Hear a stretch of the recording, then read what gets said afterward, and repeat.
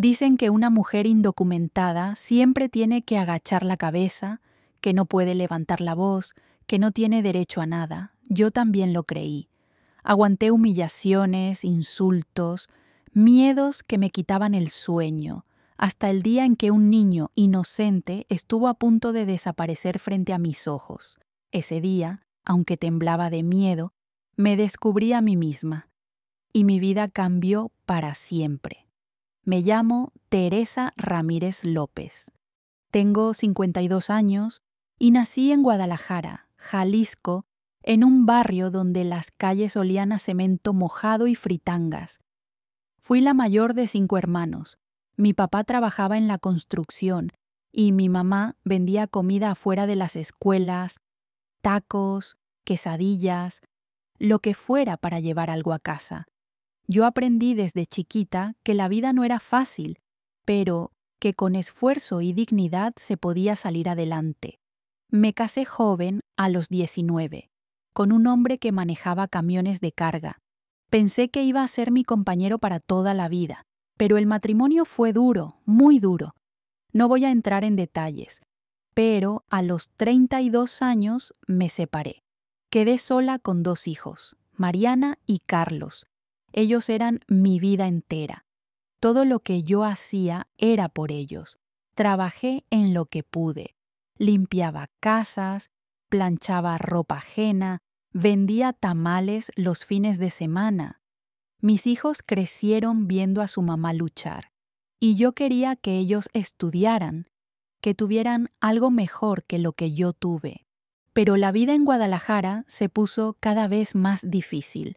Mi mamá se enfermó del corazón, necesitaba medicinas caras. Carlos estaba en la universidad, Mariana también estudiaba. Yo no alcanzaba. Por más que trabajara, no alcanzaba.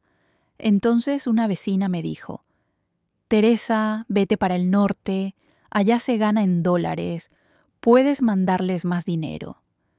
Yo tenía 45 años cuando tomé esa decisión. 45. No es fácil dejar tu tierra a esa edad.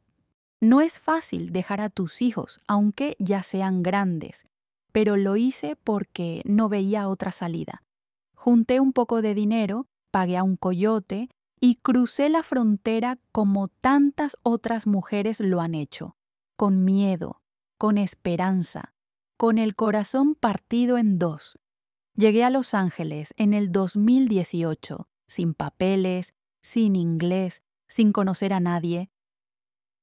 Los primeros meses fueron horribles. Dormía en un cuarto compartido con otras 4 mujeres, todas indocumentadas como yo, todas trabajando en limpieza, en cocinas, en lo que saliera.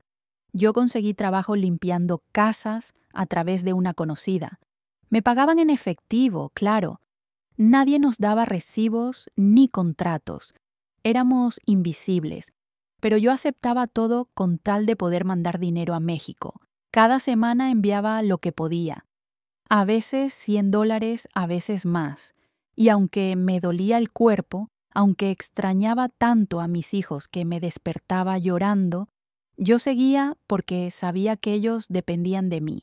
Una de las casas donde trabajaba era en Pasadena. Una casa grande, bonita, con jardín y alberca. La dueña se llamaba Mrs. Helen Thompson. Era una señora viuda de unos 58 años, siempre vestida impecable, con el pelo pintado y las uñas perfectas, pero era una mujer muy dura conmigo, muy dura. Yo iba 3 veces por semana, limpiaba toda la casa, los baños, la cocina, los cuartos, los pisos, me tomaba horas, y ella siempre encontraba algo que criticar, que si dejaba polvo en una esquina, que si el espejo no brillaba suficiente, que si la toalla no estaba bien doblada. Pero lo peor no eran las críticas al trabajo. Lo peor era cómo me hablaba. Me decía cosas como: deberías estar agradecida de que te dé trabajo, Teresa. Tú sabes que no tienes papeles. Si yo quisiera, podría llamar a migración y te deportan mañana mismo. O me decía: No te quejes del pago. En tu país ganarías mucho menos. Aquí tienes una oportunidad. Yo me quedaba callada. Apretaba los dientes, bajaba la mirada, porque tenía miedo, mucho miedo. Miedo de perder el trabajo, miedo de que me deportaran, miedo de no poder seguir ayudando a mi familia. Así viví durante años, sintiéndome invisible, sintiéndome menos, como si no valiera nada solo porque no tenía papeles. Había días en que regresaba a mi cuarto y lloraba sola. Me preguntaba si algún día mi vida iba a cambiar, si algún día iba a poder caminar con la frente en alto, si algún día iba a dejar de sentir vergüenza por ser quien era. Pero nunca imaginé que todo iba a cambiar en un solo día, un día común, un día cansado, un día en el que decidí pasar por un parque en el camino a casa. Ese día cambió mi vida para siempre. Y hoy quiero contarte esta historia, porque sé que muchas de ustedes que me están viendo tal vez se sienten como yo me sentía, invisibles, humilladas, con miedo. Pero quiero que sepan que un solo acto de valentía puede transformarlo todo. Así que quédate conmigo. Escucha mi historia completa. Y si te llega al corazón, por favor suscríbete a este canal. Ellas en el Norte. Aquí contamos historias reales de mujeres como tú y como yo. Historias de lucha, de dolor, pero también de esperanza. Ahora sí, te sigo contando. Cada mañana me levantaba a las 5:30, a veces antes, si el cuerpo ya no aguantaba el cansancio y me despertaba sola. Me vestía con ropa vieja, cómoda, porque sabía que iba a pasar el día de rodillas limpiando pisos o estirándome para alcanzar las esquinas altas de las paredes. Tomaba el autobús, 2 autobuses en realidad. El viaje duraba 1 hora y media hasta Pasadena. Yo iba apretada entre otra gente que también madrugaba para trabajar. Jardineros, niñeras, trabajadores de construcción, todos con la misma mirada cansada, todos con la misma necesidad. Llegaba a la casa de Mrs. Thompson a eso de las 8 de la mañana. Tocaba el timbre, ella abría, pero casi nunca me saludaba. Solo abría la puerta, me veía de arriba abajo como revisando que no trajera algo sucio y me dejaba pasar. «Buenos días, Mrs. Thompson», le decía yo. Ella solo asentía con la cabeza, a veces ni eso. Yo entraba y dejaba mi bolsa en un rincón de la cocina. Sacaba mis guantes, mis trapos, mis productos de limpieza. Ella me había dicho desde el principio que no podía usar los suyos porque eran caros, así que yo compraba los míos con mi propio dinero. Empezaba por la cocina, limpiaba la estufa, el horno, el fregadero. Después seguía con los baños. Eran 3 baños en esa casa. 3. Y Mrs. Thompson siempre insistía en que tenían que quedar impecables. Esa era su palabra favorita. Impecables. Yo tallaba las tazas del baño hasta que me dolían las manos. Limpiaba los espejos con tanto cuidado que no quedara ni una rayita. Trapaba los pisos de rodillas porque ella decía que el trapeador no limpiaba bien. Y mientras yo trabajaba, ella pasaba por ahí. Revisaba, inspeccionaba, como si yo fuera a robarle algo, como si no confiara en mí. Un día estaba limpiando el baño de su cuarto. Ella entró de repente y me dijo: «Teresa, ¿por qué dejaste esta mancha aquí en el lavabo?» Yo me acerqué a ver. Era una manchita de agua, nada más. Una gotita que tal vez cayó después de que yo había limpiado. «Perdón, Mrs. Thompson, ahora la limpio», le dije. Ella suspiró fuerte, como si yo le hubiera arruinado el día. «Es que no entiendo. Te pago bien, te doy trabajo, y tú ni siquiera puedes hacer esto bien». Yo sentí que se me encogía el estómago. «Lo siento mucho, ahorita lo arreglo». «Más te vale, porque sabes que hay muchas otras mujeres que harían tu trabajo mejor. Y tú, con tu situación, no puedes darte el lujo de perder este trabajo». Esas palabras me dolieron tanto. Tu situación. Ella siempre me lo recordaba. Siempre me hacía sentir que yo le debía todo, que yo no tenía derecho a quejarme, a pedir un aumento, a nada, porque yo no tenía papeles. Había días en que terminaba de limpiar toda la casa y ella venía a revisar. Pasaba el dedo por los muebles buscando polvo. Abría los cajones de la cocina para ver si había limpiado adentro. Y si encontraba algo, aunque fuera mínimo, me lo señalaba con esa mirada de decepción. Ay, Teresa, pensé que hoy sí ibas a hacerlo bien. Yo solo agachaba la cabeza. Una vez me atreví a pedirle un aumento. Llevaba ya casi 2 años trabajando con ella. 2 años yendo 3 veces por semana. 2 años limpiando esa casa de arriba abajo. Y yo necesitaba más dinero porque mi mamá había empeorado de salud y los gastos en México habían subido. Se lo dije con mucho respeto. Mrs. Thompson, disculpe que le pregunte. ¿Sería posible que me subiera un poquito el pago? Es que tengo gastos en mi familia y... Ella me interrumpió. ¿Un aumento? Teresa, te estoy pagando lo justo. Además, tú sabes que si te vas, yo puedo conseguir a alguien más en un día. Hay muchas mujeres como tú que están desesperadas por trabajar. Me quedé callada. Pero si no estás contenta, puedes irte. Yo no te obligo a estar aquí. No, Mrs. Thompson, está bien, perdón por preguntar. Ella sonrió, una sonrisa fría. Eso pensé. Ese día salí de su casa con ganas de llorar. Me subí al autobús y me senté junto a la ventana. Vi pasar las calles de Pasadena, las casas bonitas, los jardines bien cuidados. Y me pregunté por qué yo no podía tener aunque sea un pedacito de esa vida. ¿Por qué tenía que aguantar humillaciones solo para sobrevivir? Pensé en mis hijos, en Mariana, que estaba estudiando para ser maestra, en Carlos, que trabajaba de día y estudiaba de noche. Ellos dependían de mí. Ellos necesitaban que yo siguiera adelante, así que me sequé las lágrimas y seguí. Porque eso es lo que hacemos las mujeres como yo. Seguimos, aunque nos duela, aunque nos humillen, aunque sintamos que no valemos nada, seguimos, porque no tenemos otra opción. Vivir sin papeles en Estados Unidos es vivir con miedo, miedo todo el tiempo, miedo que te acompaña cuando te despiertas, cuando sales a la calle, cuando subes al autobús, cuando vas al supermercado, miedo que no te deja dormir por las noches. Yo nunca supe lo que era vivir así hasta que llegué a Los Ángeles.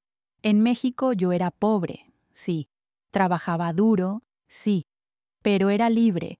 Podía caminar por mi colonia sin sentir que alguien me iba a detener. Podía ir al doctor si me enfermaba. Podía abrirme una cuenta en el banco. Podía existir. Aquí, sin papeles, era como si yo no existiera. No podía sacar licencia de conducir. No podía abrir una cuenta de banco. No podía rentar un departamento a mi nombre. No podía ir al doctor porque no tenía seguro y todo costaba carísimo. No podía ni siquiera quejarme cuando algo injusto me pasaba porque tenía miedo de que me deportaran. Recuerdo una vez que iba en el autobús y subieron 2 policías. Solo iban caminando por el pasillo, revisando. Y yo me puse tan nerviosa que empecé a sudar frío. Bajé la mirada. Me hice chiquita en mi asiento. Rogué a Dios que no me preguntaran nada. Pasaron de largo. Pero yo me quedé temblando el resto del camino. Así era mi vida. Siempre escondiéndome. Siempre con el corazón en la garganta. Había días en que veía las noticias y hablaban de redadas de migración, de cómo habían detenido a 20, 30, 50 personas. Y yo pensaba, ¿y si mañana me toca a mí? ¿Y si me agarran y me deportan? ¿Qué va a pasar con mi mamá? ¿Qué va a pasar con mis hijos? Ese miedo me carcomía por dentro. También estaba el miedo a la gente, porque no todos eran buenos. Había quienes sabían que uno no tenía papeles y se aprovechaban, patrones que no te pagaban lo justo, que te amenazaban con llamar a migración si te quejabas, que te hacían trabajar horas extras sin pagarte. Yo lo viví. No solo con Mrs. Thompson, sino con otras personas también. Una vez trabajé en una casa donde me dijeron que me iban a pagar $100 por limpiar. Yo limpié todo el día, toda la casa, y cuando terminé, el señor me dio solo $60. Es lo que hay, me dijo. Pero usted me dijo que eran 100, le reclamé. ¿Y qué vas a hacer? ¿Llamar a la policía? Se rió en mi cara. Yo agarré los $60 y me fui. Porque él tenía razón. Yo no podía hacer nada. Esa impotencia me dolía más que el cansancio físico, más que las rodillas adoloridas, más que las manos agrietadas de tanto limpiar. Me dolía sentir que no valía nada, que era un ser humano de segunda, que mi trabajo, mi esfuerzo, mi dignidad no importaban. Pero yo me aferraba a un sueño pequeño pero mío. Soñaba con tener mis propios papeles algún día, con poder caminar sin miedo, con tener un negocio propio. Yo siempre fui buena para peinar y arreglar el cabello, desde chica. En Guadalajara, mis vecinas me pedían que les hiciera peinados para las fiestas, y yo lo hacía con gusto. Aquí en Los Ángeles, a veces les cortaba el pelo a las muchachas con las que vivía. Les hacía tintes, permanentes, lo que necesitaran, y ellas siempre me decían: Teresa, tienes un don, deberías poner tu propio salón. Yo me reía, me parecía imposible. ¿Cómo iba a poner un negocio si ni siquiera tenía papeles? ¿Cómo iba a rentar un local? ¿Cómo iba a sacar permisos?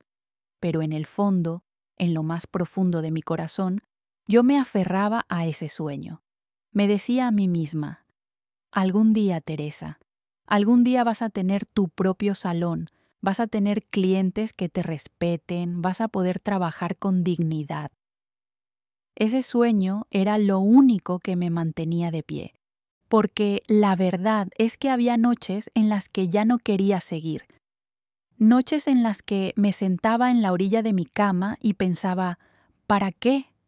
¿Para qué sigo aguantando todo esto? Extrañaba tanto a mis hijos, tanto.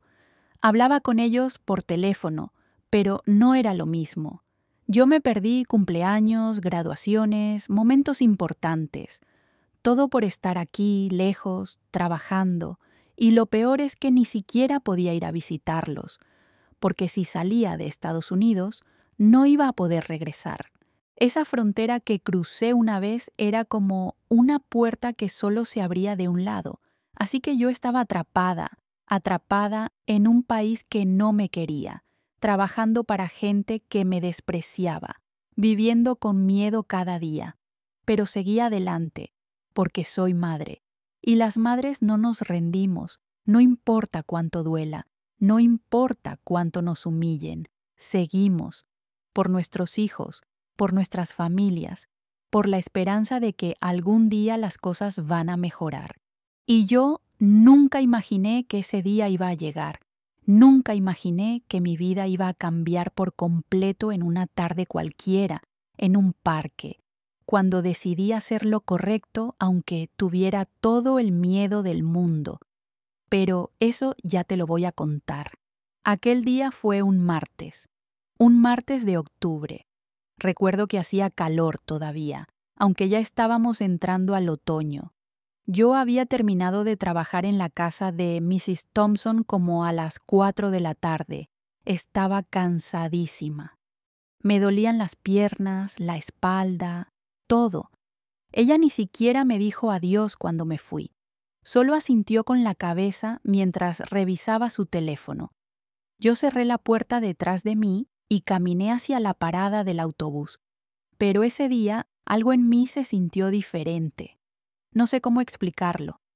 Era como si mi cuerpo me estuviera pidiendo un descanso, un respiro, solo unos minutos de no pensar en nada, de no correr, de no cargar el peso de todo. Entonces vi un parque. Era un parque pequeño, tranquilo. Tenía unos árboles grandes que daban sombra, unas bancas de madera y un área de juegos para niños. Pasaba por ahí casi todos los días, pero nunca me había detenido. Siempre tenía prisa por llegar a casa, por descansar, por prepararme para el día siguiente. Pero ese día decidí sentarme un rato, solo un rato. Crucé la calle y entré al parque. Me senté en una banca bajo un árbol. Dejé mi bolsa a un lado y cerré los ojos. Respiré profundo. Escuché el sonido de las hojas moviéndose con el viento, el canto de algunos pájaros. Era un momento de paz en medio de todo el caos que era mi vida. Abrí los ojos y miré alrededor. Había unas cuantas personas. Una señora mayor caminaba con su perro. 2 muchachos hacían ejercicio en las barras. Y en el área de juegos había un niño solo. Tendría como 9 o 10 años. Era güerito, con el pelo castaño claro y una camiseta azul. Estaba jugando en los columpios. Se mecía solo, sin mucho entusiasmo. Se veía aburrido. Yo lo observé un momento y pensé, ¿dónde está su mamá? Miré alrededor, pero no vi a ningún adulto cerca de él. Pensé que tal vez estaba en el baño o que había ido por algo al coche. No le di mucha importancia, pero entonces noté algo extraño. Un carro gris, viejo, que pasó despacio por la calle junto al parque. Se detuvo un momento frente al área de juegos, como si el conductor estuviera viendo algo. Después aceleró y siguió de largo. Yo no pensé mucho en eso al principio, pero unos minutos después, el mismo carro volvió a pasar, esta vez más despacio, y volvió a detenerse frente al parque, viendo hacia dónde estaba el niño. Yo me puse alerta. Algo dentro de mí me dijo, «Eso no está bien». El carro dio otra vuelta a la manzana y regresó. Por tercera vez. Ahora sí me di cuenta de que algo andaba mal. El coche se estacionó del otro lado de la calle. Yo me puse tensa. Apretó mi bolsa contra mi pecho. Vi que la puerta del conductor se abrió y bajó un hombre. Era un hombre mayor. Yo diría que tenía como 60 años, tal vez más. Era alto, un poco gordo, con el pelo gris y canoso. Vestía pantalones de mezclilla y una camisa a cuadros. No se veía amenazante a primera vista, se veía como cualquier persona normal. Pero había algo en la forma en que miraba al niño, algo que me puso muy nerviosa. El hombre cruzó la calle y entró al parque. Caminó directo hacia el área de juegos, hacia donde estaba el niño. Yo me quedé quieta en mi banca, observando, sin saber qué hacer. El hombre se acercó al niño, le sonrió, le dijo algo. Yo no podía escuchar qué le decía desde donde estaba, pero veía que el niño dejó de columpiarse. Lo miraba con desconfianza. El hombre se agachó un poco como para ponerse a la altura del niño. Siguió hablándole. El niño negó con la cabeza. Yo sentí que mi corazón empezó a latir más rápido. Algo no estaba bien. Algo definitivamente no estaba bien. Me levanté de la banca, despacio, sin quitarle los ojos de encima al hombre. Él seguía hablando con el niño. Señaló hacia su coche, como invitándolo a ir con él. El niño volvió a negar con la cabeza. Se veía incómodo, asustado, y entonces el hombre hizo algo que me heló la sangre.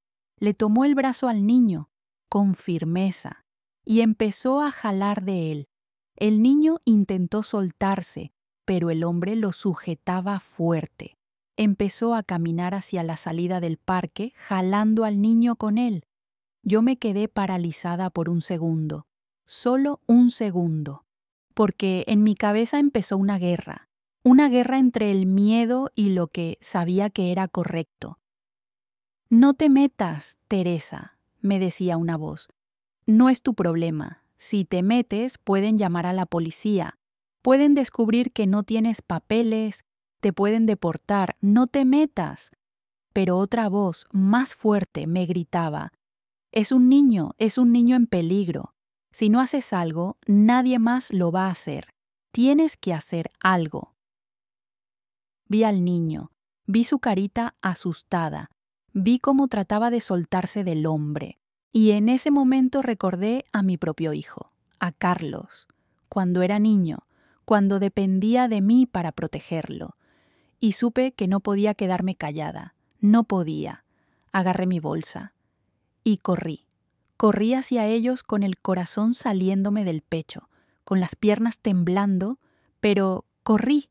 Mientras corría hacia ellos, todo pasó como en cámara lenta. Podía escuchar mi propia respiración, el sonido de mis zapatos contra el pasto, el latido de mi corazón en mis oídos. El hombre ya había sacado al niño del área de juegos y lo estaba llevando hacia la calle, hacia su coche. El niño arrastraba los pies tratando de resistirse, pero el hombre era mucho más fuerte. ¡Oiga!, grité. ¡Oiga, espere! El hombre volteó a verme. Su cara cambió. Ya no tenía esa sonrisa falsa que le había puesto al niño. Ahora me veía con molestia, con enojo. ¿Qué quiere?, me dijo con voz seca. Yo llegué hasta donde estaban. Estaba sin aliento, nerviosa, pero traté de mantener la calma. ¿Está todo bien?, le pregunté. Después miré al niño. ¿Estás bien, mijo? El niño me miró con los ojos llenos de lágrimas. Negó con la cabeza, despacio, pero negó.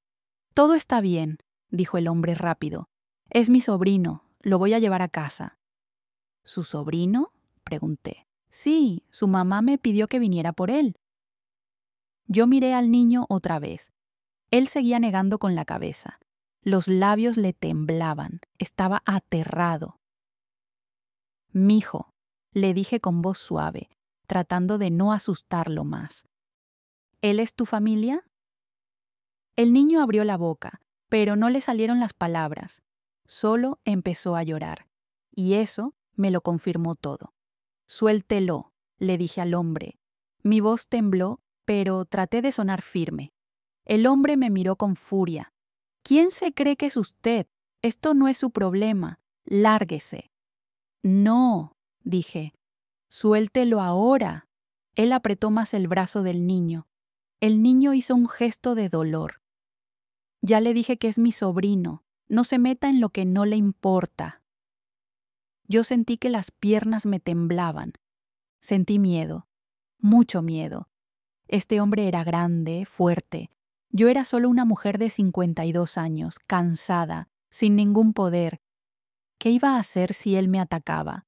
¿Qué iba a pasar si me hacía algo? Pero miré al niño y supe que no podía dejarlo ir. Si es su sobrino, le dije, entonces no le importará esperar a que llegue la policía, ¿verdad? Ya los llamé. Vienen en camino. Era mentira. Yo no había llamado a nadie. Ni siquiera tenía teléfono en ese momento. Lo había dejado en casa porque no tenía saldo, pero lo dije con toda la seguridad que pude. El hombre me miró fijo, durísimo, como tratando de ver si yo estaba diciendo la verdad o no. Yo sostuve su mirada, aunque por dentro estaba muerta de miedo. Viene en camino, repetí. Así que si todo está bien, no hay problema en esperar. ¿O sí? El hombre apretó la mandíbula.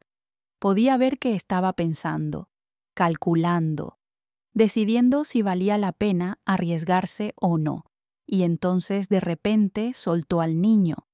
«Esto es ridículo», dijo. «No tengo tiempo para esto». Empezó a caminar hacia su coche, rápido, sin voltear atrás. «Oiga», le grité, «no se vaya. La policía ya viene». Pero él siguió caminando. Se subió a su coche, arrancó el motor y se fue. Rápido.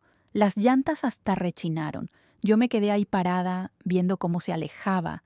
Traté de ver la placa del coche, pero estaba muy lejos y yo no veía bien. Solo alcancé a ver que era un carro gris, viejo, con un golpe en la defensa trasera.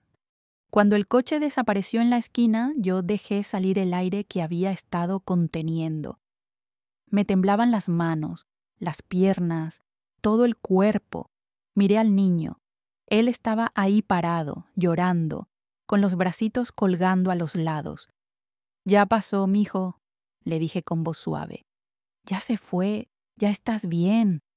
Me agaché frente a él, le puse las manos en los hombros. «¿Estás herido? ¿Te hizo algo?»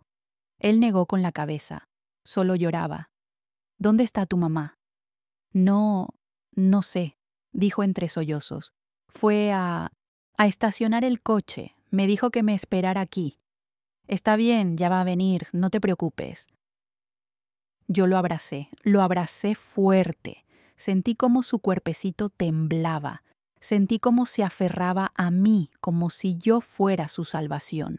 Y en ese momento yo también quería llorar, porque acababa de hacer algo que me daba muchísimo miedo.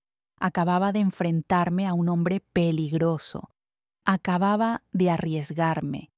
Y no sabía qué iba a pasar después. El niño seguía abrazado a mí. Yo le acariciaba la cabeza, tratando de calmarlo, tratando de calmarme a mí misma también, porque mi corazón todavía latía como loco. Las manos me temblaban. Sentía las piernas débiles, como si fueran a fallarme en cualquier momento. «Ya pasó, mijo», le repetía. «Ya estás a salvo. Ya se fue». Pero por dentro yo estaba aterrada de lo que acababa de pasar, de lo que pudo haber pasado, de lo que ese hombre le iba a hacer a ese niño si yo no hubiera estado ahí, si no me hubiera dado cuenta, si me hubiera quedado callada. Pensé en todas las noticias que había visto en la televisión. Niños desaparecidos, niños que nunca regresaron a casa, familias destrozadas buscándolos por años. Y ese niño casi se convierte en uno de esos casos. Si yo no hubiera estado ahí, si no hubiera notado el coche pasando 3 veces, si no hubiera prestado atención, si no hubiera hecho nada. Me recorrió un escalofrío. «¿Cómo te llamas, mijo?», le pregunté con voz suave, todavía abrazándolo. «Matthew», me dijo entre sollozos. «Matthew, qué bonito nombre. Yo me llamo Teresa». Él asintió, pero no dijo nada más. Solo se aferraba a mí. «Matthew, ese hombre. ¿Tú lo conocías?» Él negó con la cabeza. «¿Nunca lo habías visto?» «No», dijo con voz temblorosa. «Nunca». «¿Qué te dijo? ¿Te acuerdas qué te dijo?» Matthew se separó un poco de mí. Se limpió las lágrimas con el dorso de la mano. Me dijo que conocía a mi mamá, que ella le había pedido que viniera por mí porque había tenido un accidente. Se me estrujó el corazón. «¿Te dijo eso?» Él asintió. Me dijo que mi mamá estaba en el hospital y que tenía que llevarme rápido. Pero yo no le creí, porque mi mamá nunca me había dicho que vendría alguien. Y él se veía raro, me daba miedo. «Hiciste bien en no irte con él, Matthew, muy bien». Pero me agarró del brazo, dijo, y empezó a llorar otra vez. Me agarró fuerte, me dolió, y yo traté de soltarme, pero no pude. Yo lo volví a abrazar. Ya pasó, ya estás bien». Pero mientras lo abrazaba, yo sentía una mezcla de emociones que no sabía ni cómo procesar. Por un lado, estaba el alivio de que el niño estuviera bien, de que ese hombre se hubiera ido, de que no le hubiera pasado nada peor. Pero por otro lado estaba el miedo de haber hecho algo que me podía traer problemas, porque yo acababa de involucrarse en una situación grave. Acababa de enfrentarme a un posible secuestrador, y aunque hice lo correcto, aunque salvé a este niño, yo sabía que esto no iba a quedar así. La policía iba a venir, Iban a hacer preguntas, iban a querer saber quién era yo, dónde vivía, mis documentos. Y yo no tenía documentos, yo era una indocumentada. Si la policía me pedía identificación, ¿qué iba a pasar? ¿Me iban a llevar? ¿Me iban a deportar? Empecé a sentir pánico. Matthew, le dije, separándome un poco de él, necesito que me digas, ¿dónde dejaste a tu mamá? ¿Sabes dónde fue? Fue a estacionar el coche, dijo. Me dijo que me esperara aquí, que no tardaba. ¿Y hace cuánto se fue? Él se encogió de hombros. No sé, como 10 minutos o menos, no sé. Yo miré alrededor. El parque estaba casi vacío ahora. La señora con el perro se había ido. Los muchachos que hacían ejercicio también. Solo quedábamos Matthew y yo. Y de repente escuché un coche frenando bruscamente. Me volteé. Era un coche azul. Se había detenido justo frente al parque, en la calle. Una mujer bajó de él, una mujer joven, rubia, vestida con pantalones de mezclilla y una blusa blanca. Y en su cara había algo que me aterrorizó. Pánico, enojo, miedo. Ella me vio abrazando a su hijo y empezó a correr hacia nosotros. ¡Suéltalo!, gritó. ¡Suelta a mi hijo! Yo me quedé paralizada. ¡Matthew!, gritó ella. Matthew, aléjate de ella. No, espere, dije yo, levantando las manos. No es lo que piensa. Pero ella no me dejó terminar. ¡Aléjate de mi hijo! Me empujó. Fuerte, yo casi me caigo. Matthew empezó a llorar más fuerte. ¡Mamá, mamá, no! Ella lo jaló hacia ella poniéndolo detrás de su cuerpo, protegiéndolo de mí. Me veía con tanto odio, con tanto miedo. Voy a llamar a la policía, me gritó. No te muevas de ahí. Por favor, señora, le dije con voz temblorosa. Yo solo lo estaba ayudando. Cállate, no te acerques. Sacó su teléfono, marcó, se lo puso en la oreja. Yo me quedé ahí parada, temblando, sin saber qué hacer. Matthew lloraba. Mamá, no. Ella me ayudó, ella me salvó. Pero su mamá no lo escuchaba. Estaba hablando por teléfono. Sí, policía, por favor. Estoy en el parque de la calle Oak. Hay una mujer que estaba con mi hijo. No sé qué le estaba haciendo. Necesito que vengan rápido. Yo sentí que el mundo se me venía encima. La policía. Iban a venir. Y yo no tenía papeles. Pensé en correr, en irme, en desaparecer antes de que llegaran. Pero mis piernas no se movían. Y además, ¿cómo iba a verme si corría? Iba a parecer culpable. Iba a parecer que sí le estaba haciendo algo malo al niño, así que me quedé ahí. Parada, esperando, con el corazón rompiéndose en pedazos. Porque yo acababa de salvar a un niño, acababa de hacer lo correcto, acababa de arriesgar mi propia seguridad para proteger a alguien que no conocía. Y ahora me estaban tratando como si yo fuera la mala, como si yo fuera la que quería hacerle daño. Escuché las sirenas a lo lejos y supe que mi vida estaba a punto de cambiar. No sabía si para bien o para mal, pero iba a cambiar. Las sirenas se escuchaban cada vez más cerca. Yo estaba ahí parada, inmóvil, con las manos temblando a los lados de mi cuerpo. No sabía qué hacer, no sabía qué decir, solo sabía que tenía tanto miedo que sentía que me iba a desmayar. La mamá de Matthew me veía con una mezcla de miedo y rabia. Tenía a su hijo abrazado contra ella, protegiéndolo, como si yo fuera un peligro. Mamá, por favor, lloraba Matthew. Ella no hizo nada malo. Ella me ayudó. Cállate, Matthew. No hables. Ya vamos a hablar después. Pero mamá, que te calles.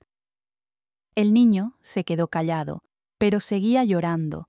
Me miraba con esos ojos llenos de lágrimas, como pidiéndome disculpas, como queriendo que su mamá entendiera. Pero su mamá no entendía. Y yo no la culpaba, porque si yo fuera ella, si yo fuera una mamá que dejó a su hijo solo por un momento y al regresar lo veo abrazado con una desconocida, una mujer que no conoce, ¿qué pensaría? Pensaría lo peor, igual que ella. Las patrullas llegaron. 2. Se estacionaron rápido frente al parque, con las luces encendidas. Bajaron 4 policías, 2 hombres, 2 mujeres, todos uniformados, con sus armas en el cinturón. Uno de ellos, un hombre alto, moreno, como de 40 y tantos años, se acercó rápido. ¿Quién llamó?, preguntó. Yo, dijo la mamá de Matthew. Soy Sarah Miller. Esta mujer, me señaló con el dedo, estaba abrazando a mi hijo. No sé qué le estaba haciendo. El policía me miró, me vio de arriba abajo. Yo bajé la mirada. Señora, me dijo, ¿puede decirme su nombre?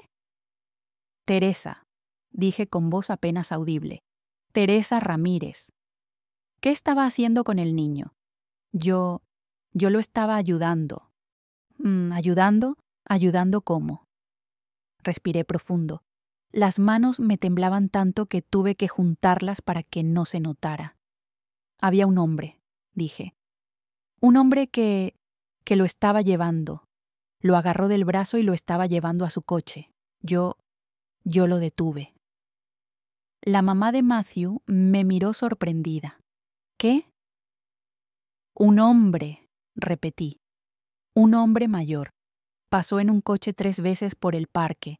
Después bajó y se acercó al niño. Le dijo cosas. Y luego lo agarró del brazo y lo estaba llevando. Yo corrí y lo detuve. Le dije que la policía venía y él se fue. El policía miró a Sarah. ¿Es cierto eso? Sarah se quedó callada. Miró a su hijo. Matthew, ¿eso es verdad? Matthew asintió rápido. Sí, mamá, sí. Un hombre me quería llevar. Me dijo que tú estabas en el hospital, pero yo no le creí. Y entonces me agarró del brazo y me dolió. Y ella... me señaló. Ella vino y le dijo que me soltara. Y él se fue. Sarah se quedó pálida. Completamente pálida. Dios mío, susurró. El policía me miró otra vez. ¿Puede describir al hombre? Era mayor, como de 60 años, alto, un poco gordo, pelo gris, usaba pantalones de mezclilla y una camisa a cuadros. Se fue en un coche gris, viejo, tenía un golpe en la defensa de atrás. El policía anotaba todo en una libreta. Alcanzó a ver las placas, negué con la cabeza. No, estaba muy lejos. ¿Hacia dónde se fue?, señalé. Por allá, hacia el este. El policía habló por su radio. Dio la descripción del hombre y del coche. Pidió que patrullaran la zona. Después me miró otra vez. Señora Ramírez, voy a necesitar que venga con nosotros a la estación para tomar su declaración completa. Se me heló la sangre. ¿A la estación? Sí, es procedimiento estándar. No se preocupe. Solo vamos a hacer algunas preguntas. Yo no hice nada malo. Lo sé. Solo necesitamos su declaración. Y la del niño también. Sarah se acercó a mí. Su cara había cambiado completamente. Ya no había enojo. Solo había culpa y agradecimiento. Yo lo siento, me dijo con voz quebrada. Lo siento mucho. Yo pensé que usted... Lo entiendo, le dije. No se preocupe. Gracias, me dijo y empezó a llorar. Gracias por salvar a mi hijo. Gracias. Yo solo asentí. No pude decir nada más porque tenía un nudo en la garganta. Los policías me pidieron que subiera a la patrulla. Yo obedecí. Me sentaron atrás. No me pusieron esposas, pero me sentía como si las llevara. Me sentía atrapada. Vi por la ventana cómo Sarah abrazaba a Matthew, cómo lo apretaba contra ella, llorando, besándolo en la cabeza, y me alegré de que estuvieran juntos, de que él estuviera a salvo, pero yo iba camino a la estación de policía, sin papeles, sin saber qué iba a pasar. Durante el camino, el policía que manejaba, el que me había hecho las preguntas, me hablaba por el retrovisor. Señora Ramírez, hizo algo muy valiente hoy. Yo no respondí. No muchas personas se habrían metido. La mayoría hubiera ignorado la situación. Seguí callada. ¿Hace cuánto vive en Los Ángeles? Esa pregunta me puso más nerviosa. 7 años, dije en voz baja. ¿Y a qué se dedica? Limpieza, limpio casas. Él asintió. No me preguntó por papeles. No todavía. Pero yo sabía que en algún momento lo harían. Y no sabía qué iba a decir. Llegamos a la estación. Me bajaron de la patrulla, me llevaron adentro. Era un edificio grande, con muchas oficinas, mucha gente yendo y viniendo, policías, personas esperando, teléfonos sonando. Me sentaron en una silla en una oficina pequeña. Espere aquí, por favor, el detective va a venir a hablar con usted. Me quedé sola, sola con mis pensamientos, sola con mi miedo. Pensé en mis hijos, en Mariana y Carlos. ¿Qué iba a pasar con ellos si me deportaban? ¿Quién les iba a mandar dinero? Pensé en mi mamá, en su corazón enfermo, en las medicinas que necesitaba. Pensé en todo lo que había construido aquí, aunque fuera poco. Mi cuarto, mi trabajo, mi rutina. Iba a perderlo todo por haber hecho lo correcto. Iba a ser castigada por salvar a un niño. La puerta se abrió y entró un hombre. Era el mismo policía de antes. Se sentó frente a mí. Señora Ramírez, me dijo. Mi nombre es James Rodríguez. Soy oficial de esta estación. Voy a tomarle su declaración, ¿está bien? Yo asentí y empezó a hacer preguntas, muchas preguntas. El oficial Rodríguez se sentó frente a mí con una libreta y una pluma. Era un hombre de cara seria, pero no dura. Tenía arrugas alrededor de los ojos, como si sonriera seguido. Su cabello negro tenía algunas canas en las sienes. Me miraba con atención, pero no con el desprecio al que yo estaba acostumbrada. Muy bien, señora Ramírez, me dijo. Voy a necesitar que me cuente todo lo que pasó hoy, desde el principio, con todos los detalles que recuerde. Yo respiré profundo. Mis manos todavía temblaban sobre mi regazo.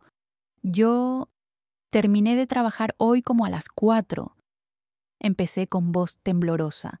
Trabajo limpiando casas, y cuando salí, iba caminando hacia la parada del autobús, pero estaba muy cansada. Entonces vi el parque y decidí sentarme un rato, solo a descansar. Él anotaba mientras yo hablaba. Continué. Me senté en una banca, bajo un árbol, y entonces vi a un niño. Estaba solo en los columpios. Yo pensé que tal vez su mamá estaba cerca, pero no vi a nadie. Entonces pasó un coche gris, pasó despacio, como viendo hacia el parque. Se fue, pero después regresó y volvió a pasar. ¿Cuántas veces pasó el coche? 3 veces. La tercera vez se estacionó y bajó un hombre. Descríbamelo otra vez, por favor. Era mayor, como de 60 años, tal vez más, alto, un poco gordo. Tenía el pelo gris, usaba pantalones de mezclilla y una camisa a cuadros, roja y blanca, creo. El oficial anotaba todo. ¿Qué hizo el hombre cuando bajó del coche? Cruzó la calle, entró al parque y caminó directo hacia el niño. Se le acercó, le habló. Yo no podía escuchar qué le decía, pero el niño se veía incómodo, como asustado. ¿Y qué hizo usted? Me levanté de la banca, me acerqué un poco para ver mejor. El hombre seguía hablándole al niño, señalaba hacia su coche. Y entonces le agarró el brazo y empezó a jalar de él. La voz se me quebró. Los recuerdos de ese momento me apretaban el pecho. El niño trataba de soltarse, pero el hombre era más fuerte, lo estaba llevando hacia la salida del parque, hacia su coche, y yo supe que algo estaba muy mal, entonces corrí hacia ellos. ¿No tuvo miedo? Lo miré a los ojos. Sí, tenía mucho miedo, pero ese niño estaba en peligro. No podía quedarme sin hacer nada. El oficial asintió despacio. ¿Qué pasó cuando llegó con ellos? Le grité que se detuviera. Le pregunté si todo estaba bien. El hombre me dijo que el niño era su sobrino, que su mamá le había pedido que viniera por él. Pero yo miré al niño y él negó con la cabeza. Estaba llorando. Y entonces yo le dije al hombre que lo soltara. ¿Él obedeció? No, se enojó. Me dijo que me fuera, que no me metiera en lo que no me importaba. Y yo le dije que ya había llamado a la policía, que venían en camino. El oficial levantó la mirada de su libreta. ¿Era verdad? Bajé la mirada. No, no había llamado, ni siquiera tenía mi teléfono conmigo, pero lo dije para asustarlo, para que soltara al niño. ¿Y funcionó? Sí. Me miró fijo, como pensando si era verdad o no, y después soltó al niño y se fue corriendo a su coche. Se fue rápido. ¿Hacia dónde? Hacia el este, por esa calle. Yo traté de ver las placas, pero estaba muy lejos. El oficial terminó de anotar y me miró. ¿Qué hizo después de que el hombre se fue? Abracé al niño. Estaba llorando. Le pregunté si estaba bien. Le pregunté si lo había lastimado. Y él me dijo que no, que solo le dolía el brazo donde lo había agarrado. Entonces llegó su mamá, en su coche. Nos vio abrazados y pensó lo peor. Y llamó a la policía. Sí. Hubo un silencio largo. El oficial dejó su pluma sobre la mesa. Se recargó en su silla. Me miraba con una expresión que no supe descifrar. Señora Ramírez, me dijo despacio, lo que usted hizo hoy fue algo extraordinario. Yo no supe qué decir. Usted le salvó la vida a ese niño. ¿Se da cuenta de eso? Yo solo no podía dejarlo. La mayoría de la gente hubiera mirado hacia otro lado, hubiera pensado que no era su problema, pero usted no. Usted se arriesgó.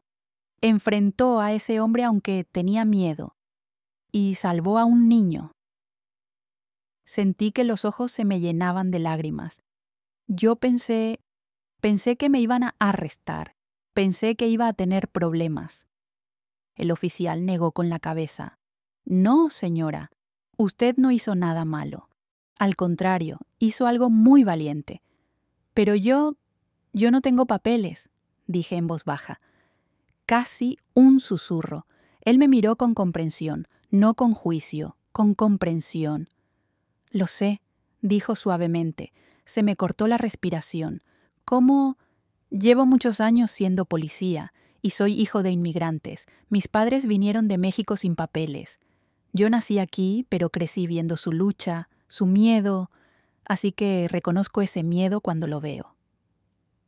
Empecé a llorar, silenciosamente.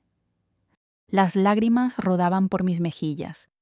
No se preocupe, me dijo. No estoy aquí para deportarla.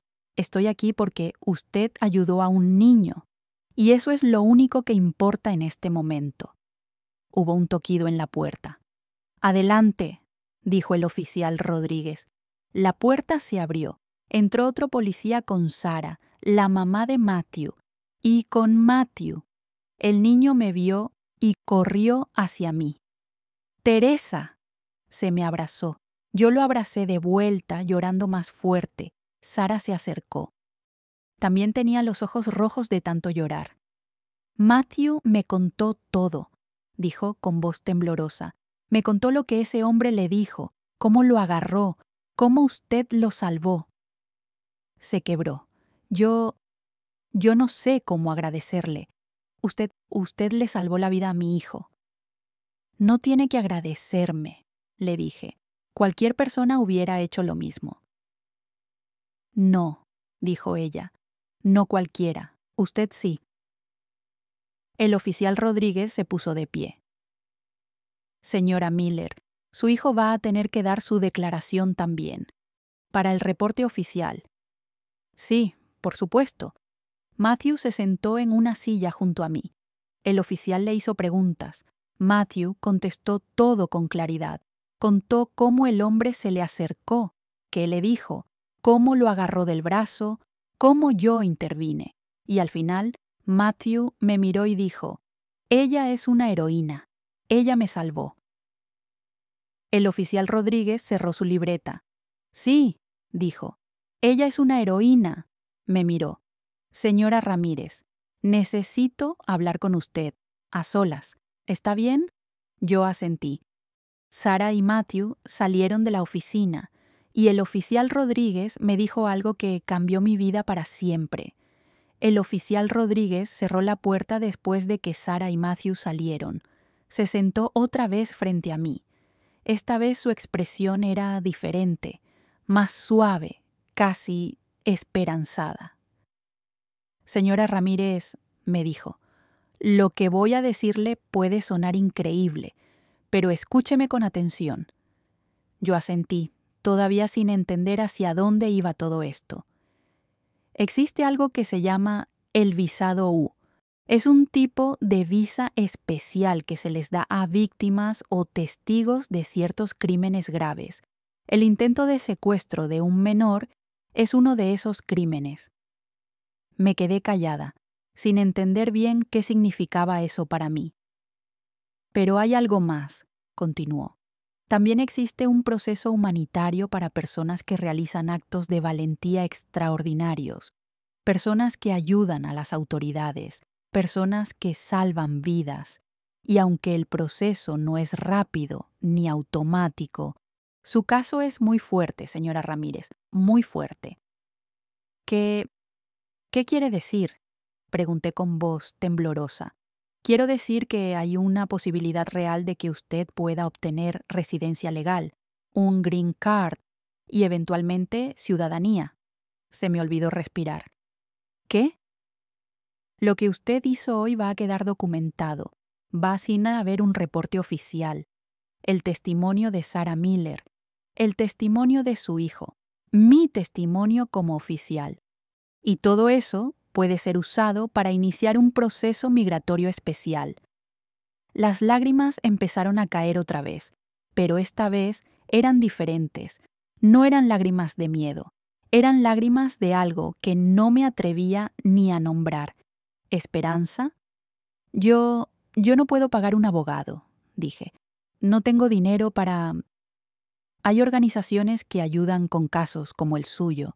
Yo puedo darle contactos y además...». Hizo una pausa. «Sara Miller me dijo que ella quiere ayudarla. Quiere pagar por sus servicios legales, como agradecimiento». No podía creerlo. No podía creer lo que estaba escuchando.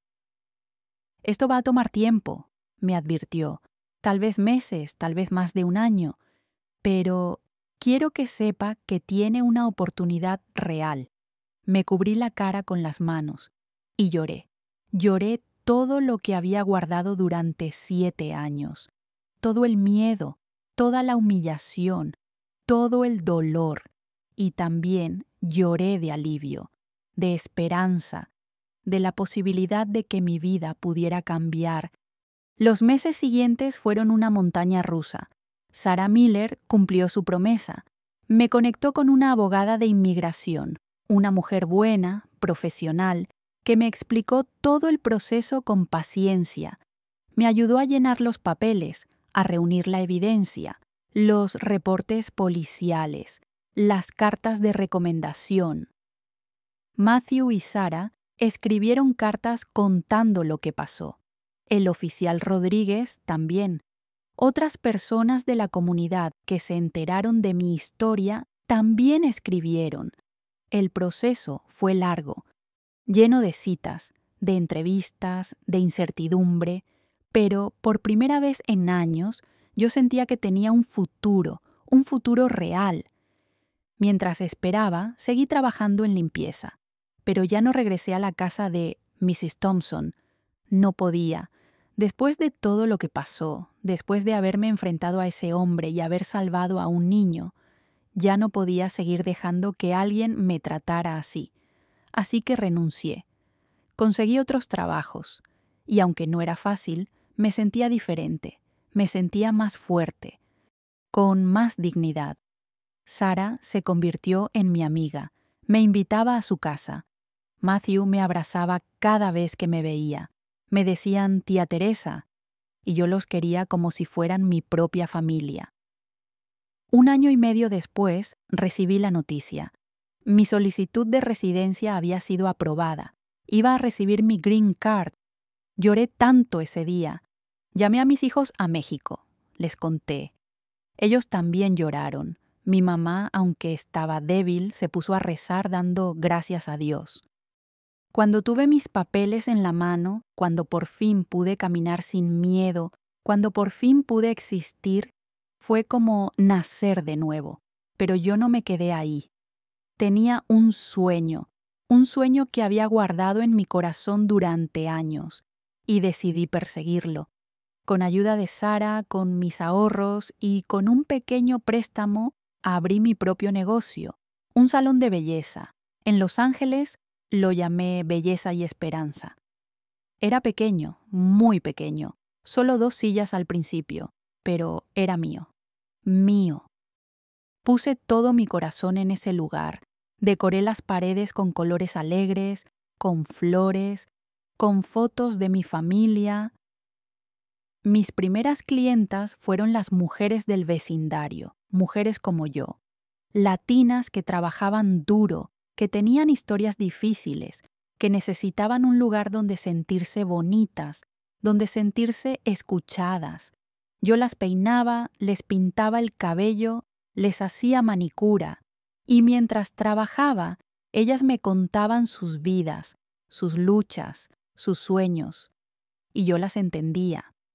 Porque yo había estado ahí, el salón creció poco a poco, contraté a otra estilista, después a otra, compramos más sillas, más equipo, empezamos a tener clientas que venían de otros vecindarios, pero yo nunca olvidé de dónde venía, nunca olvidé lo que era ser invisible, ser humillada, ser tratada como si no valiera nada.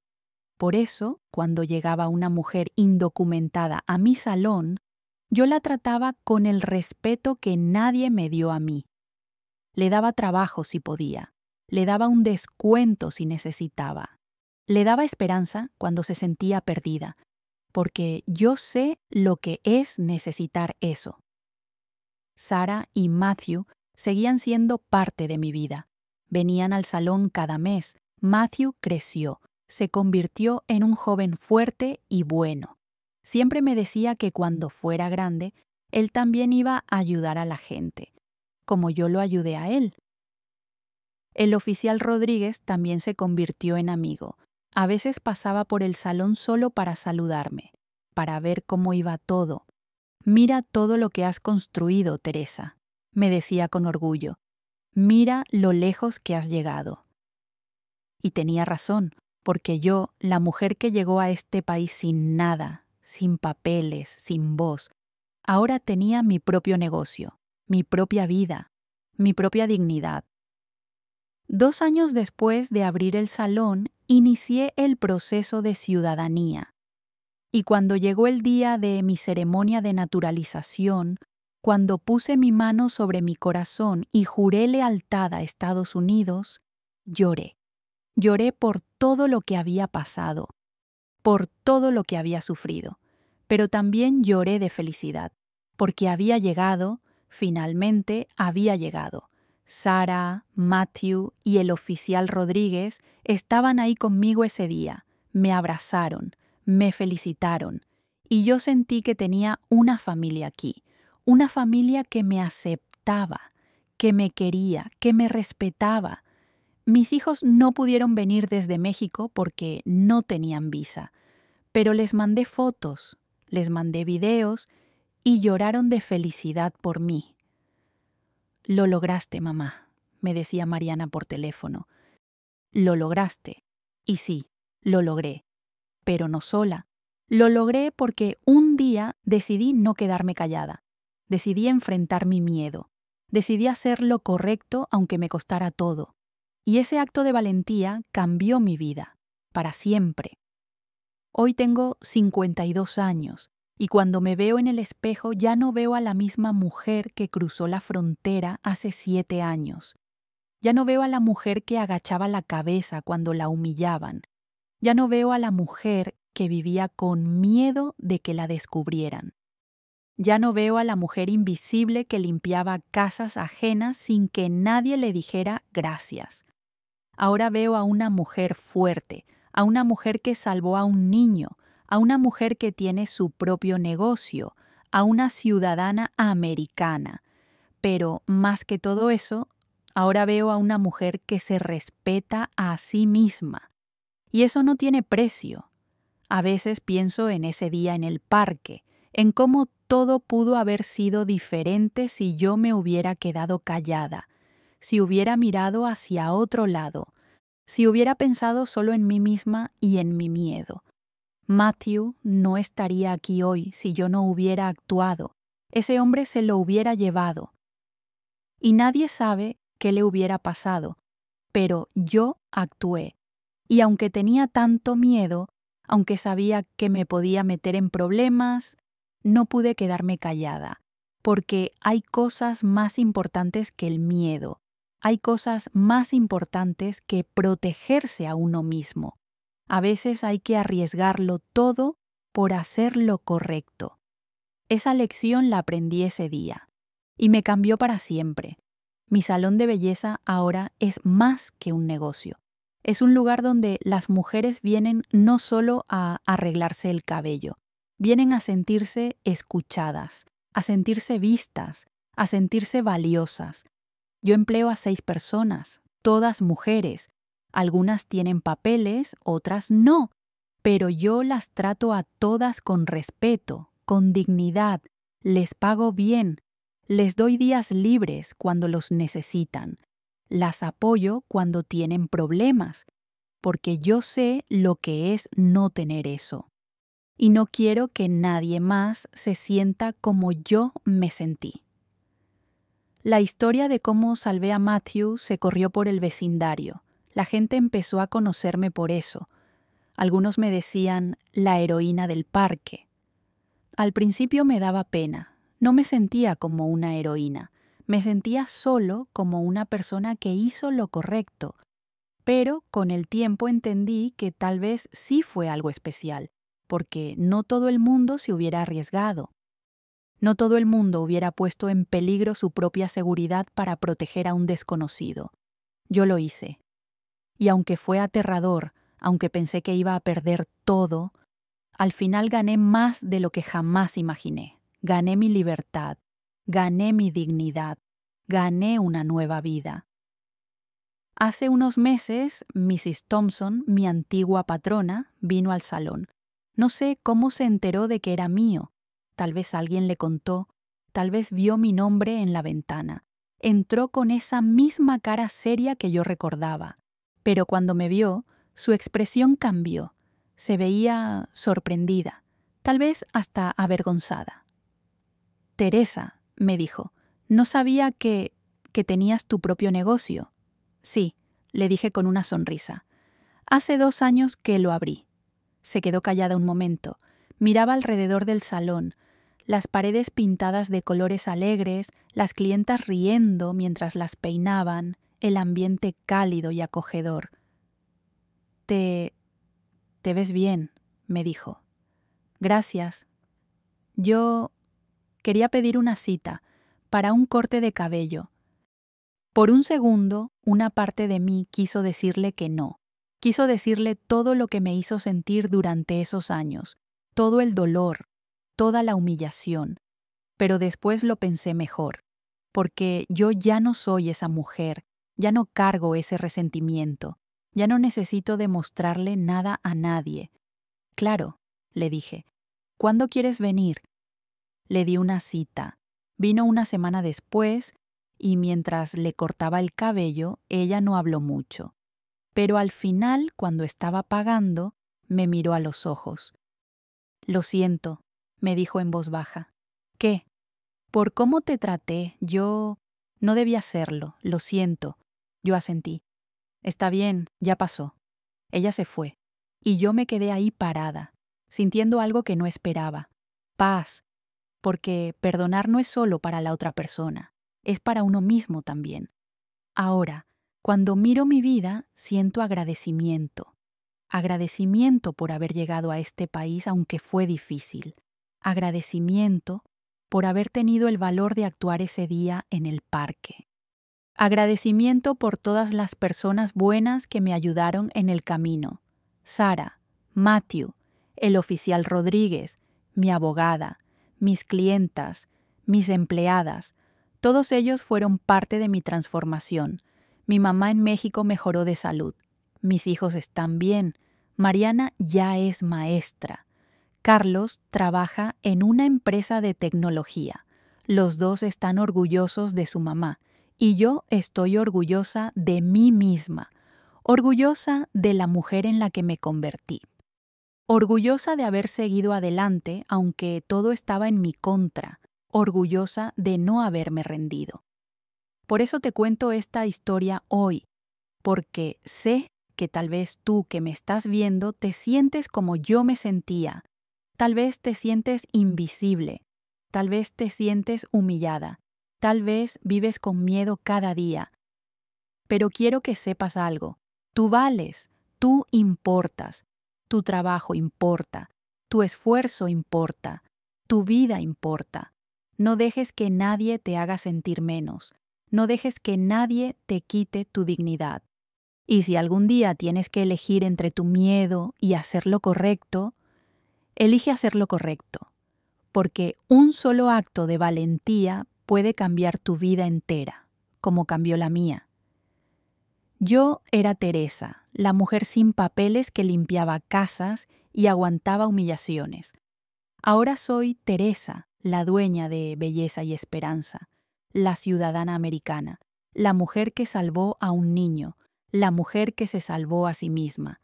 Y si yo pude hacerlo, tú también puedes. No importa cuán difícil esté tu situación ahora. No importa cuánto miedo tengas, siempre hay esperanza, siempre. Así que quiero preguntarte, ¿de dónde estás viendo este video? ¿Estás en Estados Unidos? ¿En México? ¿En otro país? Déjamelo saber en los comentarios. Cuéntame tu historia, porque todas tenemos una historia y todas merecemos ser escuchadas. Y si esta historia te llegó al corazón, por favor suscríbete a Ellas en el Norte. Este canal es para nosotras, para las mujeres latinas que luchamos cada día, para las que vinimos al norte buscando una vida mejor, para las que no nos rendimos aunque todo esté en contra. Aquí compartimos nuestras historias, nuestras victorias, nuestras luchas, porque juntas somos más fuertes y juntas podemos lograr cualquier cosa. Gracias por escucharme hoy. Gracias por estar aquí. Y recuerda, nunca dejes que nadie apague tu luz, porque tú brillas, aunque a veces no lo sientas. Tú brillas y el mundo necesita tu luz. Nos vemos en el próximo video. Con cariño, Teresa.